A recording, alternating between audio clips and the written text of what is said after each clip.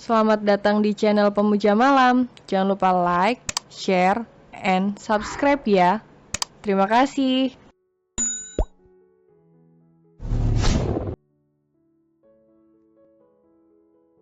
Episode 11 Cinta yang Mengalir Seperti Air. Sebenarnya, Papa Tian sudah tahu kemana arah tujuan pembicaraannya dengan Ana. Karena Aldi sudah mengatakan semua padanya, termasuk tentang bagaimana Ana dengan Rasya. Terkejut, tentu saja ia pasti sangat terkejut, terlebih saat kini Ana menanyakannya langsung padanya. Papa, Ana hanya bertanya. Ana merasa, nasib Sila itu sama kayak Ana. Dan Papa pasti lebih mengerti itu kan? Gumam Ana begitu lirih membuat Tian menghela nafasnya dengan kasar. Ana dengan Sila tentu saja berbeda. Ana terlahir bukan karena kesalahan, dia terlahir dengan orang tua yang jelas. Dan tentu saja ia tidak memiliki ibu karena ibunya meninggal saat berjuang melahirkannya. Sementara Sila, dia lahir karena kecelakaan, bahkan ibunya masih ada dan masih sehat, hanya saja, ibunya menikah dengan orang lain. Tian menghela nafasnya dengan berat, bukan maksudnya mulai membanding-bandingkan, namun dirinya masih belum bisa melepaskan Ana begitu saja. Terlebih untuk Rasya, dirinya masih harus banyak pertimbangannya. Sayang, lebih baik kamu istirahat, perjalanan kita masih sedikit jauh, jangan terlalu banyak berpikir dan membuat kamu lelah. Ujar Tian dengan lembut dan mengusap-usap pucuk kepala Ana dengan penuh perhatian. Ana menganggukkan kepalanya, karena memang kepalanya saat ini masih berdenyut nyeri. Perlahan ia memejamkan mata dan mulai memasuki alam mimpi. Inilah Ana, dia sangat mudah tertidur dimanapun, asal ada di pelukan orang terdekatnya.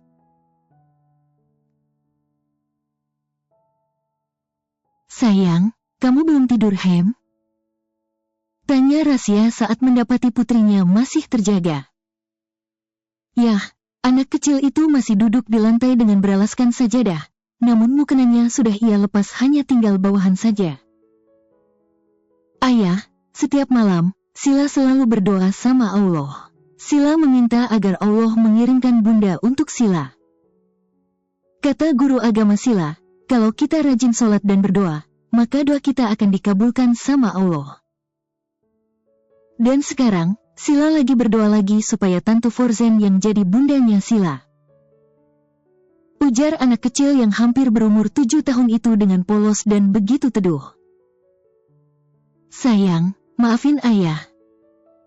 Gumam Rasya yang langsung memeluk tubuh Sila dengan erat. Ayah, memangnya di mana sih bundanya Sila? Tanya Sila lagi namun kini suaranya lebih terdengar pelan dari sebelumnya. Bunda tidak menyayangi Sila ya. Bunda tidak suka sama Sila, apakah Sila nakal? Tidak sayang, Sila anak yang baik, pintar dan soleha. Sila bukan anak nakal, dan suatu saat nanti, bila Sila sudah dewasa, ayah yakin Sila pasti akan mengerti. Maafin ayah. Gumamnya lagi dan menghujani kepala Sila dengan ciuman. Kenapa Sila sangat lama sekali dewasanya ayah? Sila sudah tidak sabar. Tanya Sila dengan polosnya, seketika membuat Rasya langsung terkekeh. Sudah, karena sekarang sudah semakin malam, waktunya tidur. Rasya mendirikan tubuh Sila, membantunya melepaskan bawahan mukena berwarna pink motif tokoh kartun kesukaan. Setelah terlepas, Rasya pun segera membantu melipatnya dan merapikannya bersama dengan sajadah Sila. Rasya sungguh dibuat takjub dan kagum pada putrinya, walaupun mereka berbeda agama. Namun Sila begitu dewasa dan serius tentang agama yang dipercayanya. Bimbingan Aldi dan Michelle sangat berpengaruh besar pada gadis kecil itu. Walaupun mulut Michelle terkesan pedas dan barbar, namun kini Rasya tahu bahwa Michelle memiliki jiwa keibuan yang kuat. Ia tetap mengajarkan Sila tentang hal-hal baik seputaran agamanya, tidak pernah membuat Sila meragukan Tuhan. Sejak kejadian anak kecelakaan, kini hubungannya dengan Rasya sudah sedikit membaik. Tidak lagi ada jarak antar keduanya, namun juga tidak ada status yang jelas tentang kedekatan mereka. Bukan apa, hingga kini, Rasya masih belum berani berbicara serius kepada Tian pasal kedekatannya dengan Ana. Ia hanya mengatakan pada Ana, akan menjalani semuanya perlahan, biarkan mengalir seperti air. Terlebih ia juga mau Ana fokus pada kuliahnya dulu. Selamat siang Om. Sapa Rasya saat melihat kedatangan Tian dari dalam. Saat ini, Rasya tengah menunggu Ana bersiap. Karena siang ini mereka akan jalan bertiga menghabiskan waktu weekend. Siang. Jawab Tian ramah. Ia lalu segera mendudukkan dirinya di sofa seberang tempat duduk Rasya. Maaf Om, kalau kedatangan kami sedikit mengganggu hari libur Om dan juga Ana. Ujar Rasya tidak enak. Tidak apa, Ana juga bukan anak kecil lagi yang harus saya larang-larang. Tian menghela nafasnya dengan sangat berat. Keduanya nampak berbincang sedikit mengenai bisnis, terkadang ada sedikit candaan yang membuat obrolan dua lelaki itu nampak cocok dan betah. Dari kejauhan, Ana tengah menuruni tangga, dan melihat kedekatan antara Rasya dan Tian, membuat hati Ana terenyuh. Ia terus berdoa dan berharap akan suatu saat dirinya bisa menikmati pemandangan seperti ini setiap hari. Ayah. Panggilan Sila membuat mata Rasya dan Tian segera teralihkan menatap kedua putri mereka yang sedang berjalan bersama sambil bergandengan tangan. Yah, tentu saja anak mereka, Ana anak Tian, sementara Sila anak dari Rasa. Setelah berpamitan dan mencium punggung tangan Tian, kini ketiganya masuk ke dalam mobil dan segera pergi sebelum sore. Sepanjang perjalanan, mereka isi dengan candaan dan tawa bersama, inilah yang diinginkan oleh Sila. Ia sangat ingin memiliki keluarga yang utuh, ia sangat ingin memiliki keluarga yang lengkap agar bisa selalu tertawa dan bersama seperti sekarang. Setelah sampai di mall, mereka segera masuk dan bersenang-senang. Hingga saat mereka hendak memesan makanan di sebuah restoran yang berada di dalam mall itu. Mereka dikejutkan oleh kedatangan orang yang sangat Rasya kenal. Ada apa Kak? Tanya Ana penasaran dan matanya ikut mengamati arah kemana Rasya menatap. Terlihat ada satu keluarga dengan satu anak kecil yang mungkin umurnya tak beda jauh dari Sila. Mereka duduk tak jauh dari tempat duduk Rasya, namun Rasya enggan menegurnya karena takut salah orang. Yah, salah orang. Matanya sangat jelas melihatnya, ia belum rabun, pikirnya. Enggak kok, itu kayak teman sekolah dulu, tapi dengan siapa? Gumam Rasya yang masih terus mengamati perdebatan antara dua orang itu. Siapa sih memangnya? Tanya Ana penasaran. Sudahlah tidak penting, biar nanti kakak tanyakan dulu sama Michelle. Kata Rasya tidak ingin melanjutkan ucapannya. Ia segera mencari topik lain, membahas yang mana membuat Ana dan Sila kembali tertawa bersamanya. Saat di tengah-tengah makan malam, tiba-tiba Sila meminta izin untuk mencuci tangan. Awalnya, Ana ingin mengikuti Sila, namun gadis kecil itu menolak dan memilih pergi sendiri.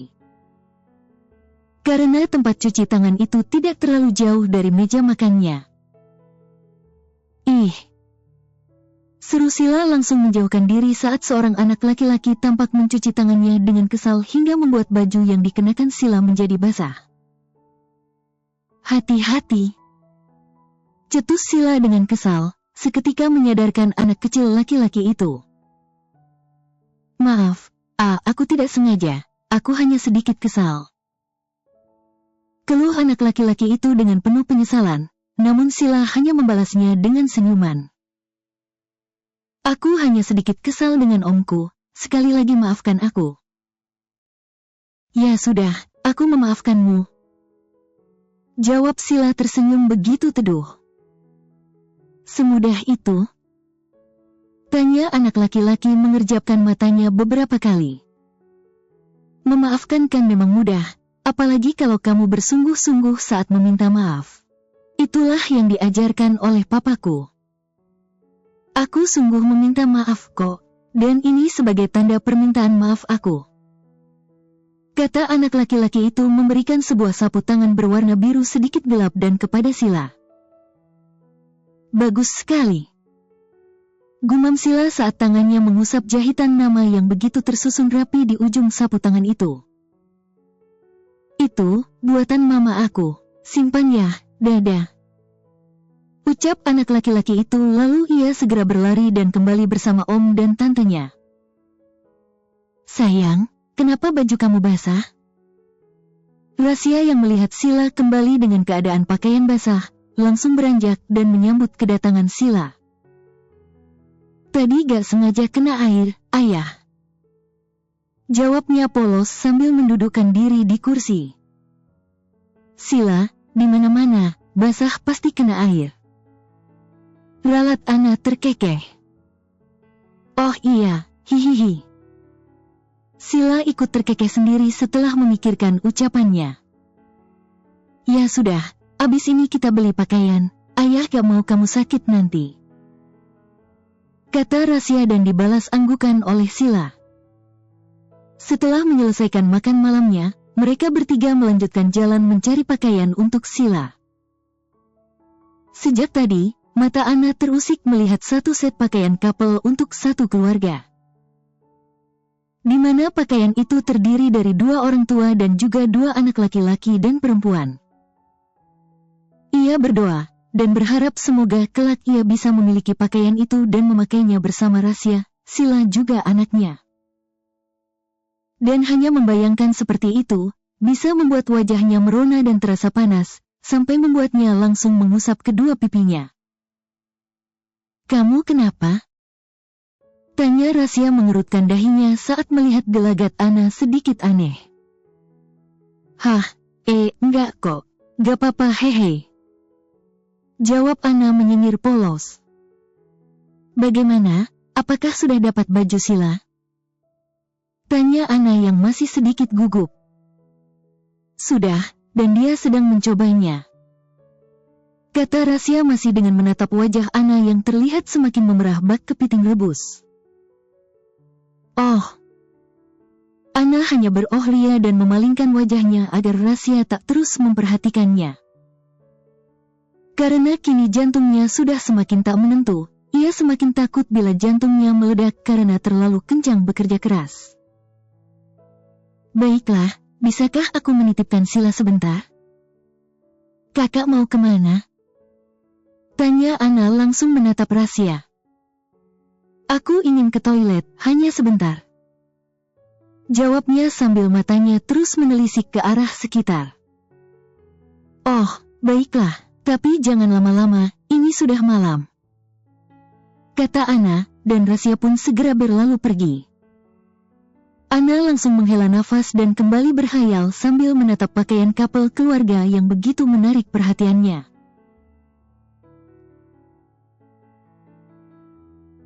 Sayang, kamu kenapa sih? Tanya Aldi yang sejak tadi melihat istrinya mondar-mandir sambil terus mengomel tidak jelas. Aku kesel banget sama Dennis. Sungut Michelle cemberut sambil terus mencoba menghubungi nomor sahabatnya. Kamu tahu kan dia kabur udah hampir 2 bulan. Tante Melda itu terus nelfonin aku. Dan monyet satu itu ngilang, nomornya gak aktif, kan ngeselin. Umpatnya mengeluarkan segala ucapan kasar. Hei, sayang, aku gak suka kamu begini ih. Ingat kamu sedang hamil. Jangan berbicara seperti itu lagi. Aku gak mau kamu kesal dengan Dennis, dan membuat anak kita mirip dia. No. Saud Aldi yang langsung menghampiri sang istri dan memeluknya dari belakang. Oh iya, aku lupa. Astagfirullahaladzim. Michelle langsung mengusap dada dan perutnya. Ini gara-gara Dennis, astaga, kepalaku pusing, bisa-bisa tensiku naik nanti. Keluh Michelle lalu ia mengajak Aldi agar duduk di tempat tidur. Kapan terakhir dia menghubungi kamu, Hem? Kapan ya? Mungkin sebulanan yang lalu kali ya. Dia minta tolong aku waktu itu, Tapi aku gak bisa, karena aku juga gak mau dia terus kabur begitu. Kamu tahu kan Al gimana kerasnya Om Doni sama dia? Aku tuh takut dia kenapa-napa, kalau sampai pengawal papanya nemuin dia. Makanya aku menyuruh dia untuk berhenti dan menyerah.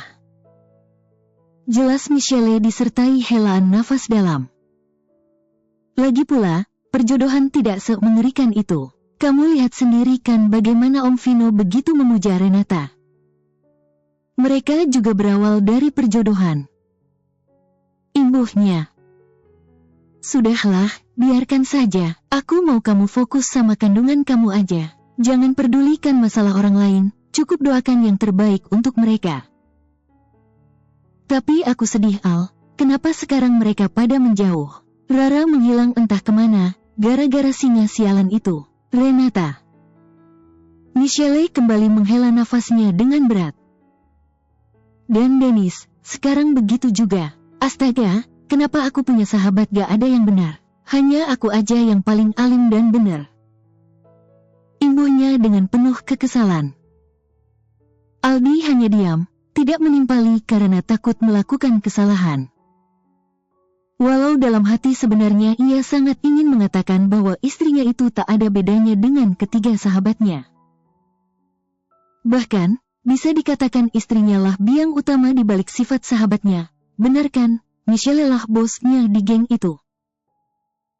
Iyain aja, daripada ngambek lagi, aku juga yang susah.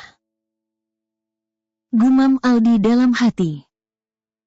Pagi harinya, Sila terbangun dan tidak menemukan keberadaan ayahnya. Semalam, saat pulang dari mall, memang Sila meminta untuk tidur bersama sang ayah.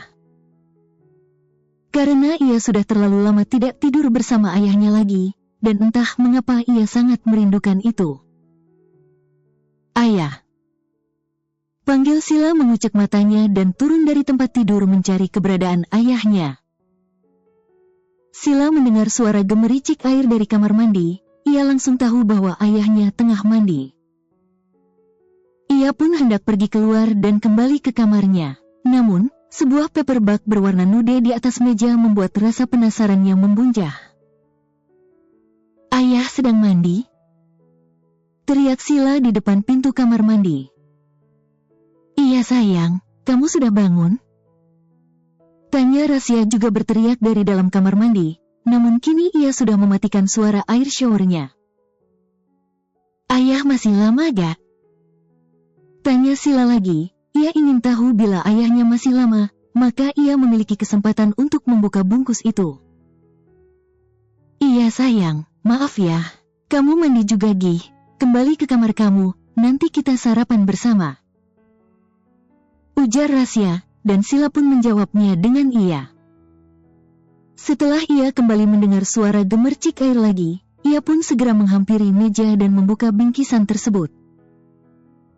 Sebuah kotak bludru berwarna biru dengan secarik kertas di dalamnya. Bukan kurang ajar atau tidak sopan, tapi Sila penasaran, dia pun segera membukanya. Setelah mengetahui isinya, ia segera berlari keluar kamar. Bersambung.